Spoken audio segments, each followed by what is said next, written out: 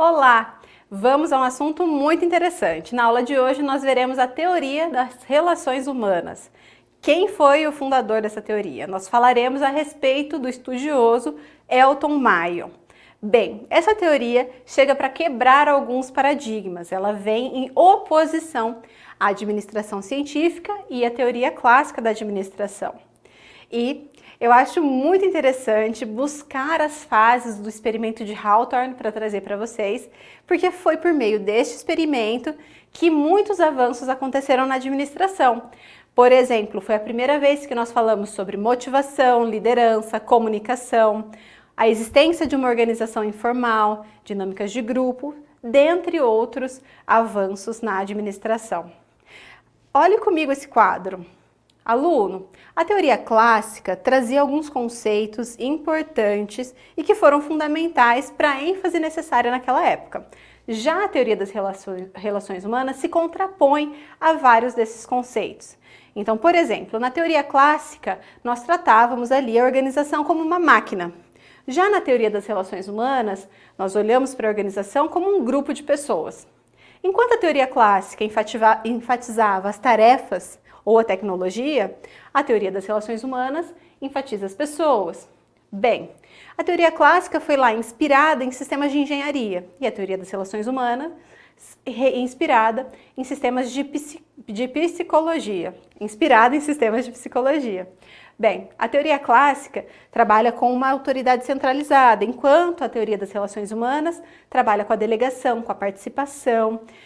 Então, ao tempo todo nós temos essas contradições, né? Então, enquanto a teoria clássica valorizava alguns fatores, a teoria das relações humanas valorizava outros fatores. Se por um lado eu tinha antes especialização e competência técnica, do outro lado, agora eu passo a ter confiança e abertura.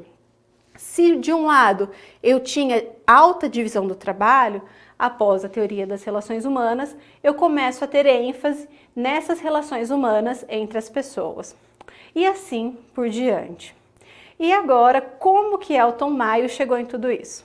Bem, ele chegou em tudo isso através das experiências que foram coordenadas por ele lá em Hawthorne. Bem, na fábrica chamada Western Electric Company, em 1927. Ele começou ali estudando essa fábrica que produzia equipamentos telefônicos e começou a dividir os funcionários em grupos e fazer observações. Na primeira fase desse experimento, ele separou dois grupos. O grupo experimental, que seria observado, e o grupo de controle, que continuaria a vida normalmente. O primeiro experimento foi mexer na intensidade da luz. Então ele foi lá, separou algumas mulheres, tirou do meio da fábrica, colocou em uma sala separada e começou a luz mais intensa, luz meia luz, luz fraquinha, luz mais forte.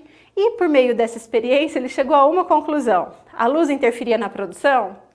Não, a luz não interferia na produção, mas ele identificou o fator psicológico.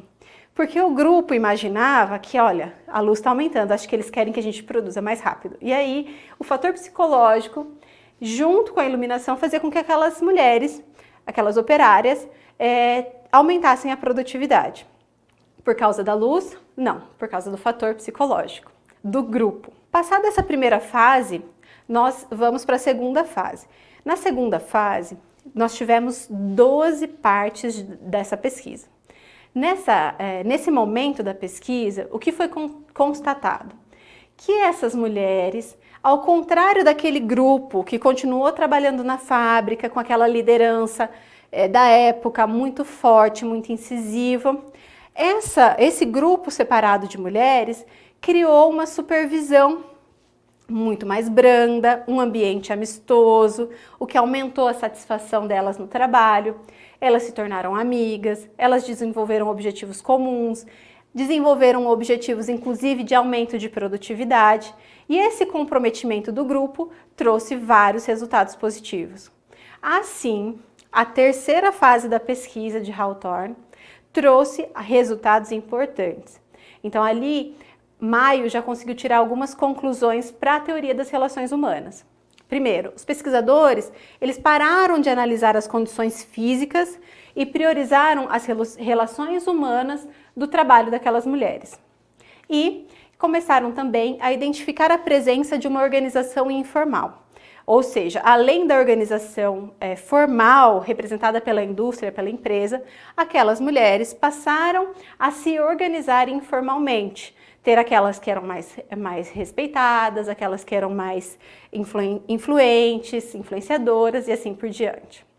Já na quarta fase, o grupo de observação, ele teve a participação muito intensa de um observador. E acrescentaram alguns fatores. A cada fase se acrescentava um fator importante. Nessa fase, o fator mais importante foi o sistema de pagamento, que foi organizado de acordo com a produção do grupo. Constatou-se uma espécie de solidariedade grupal, ou seja, existiu ali o estudo das relações por essa organização informal criada pelas próprias funcionárias, em contraponto com a organização formal da indústria.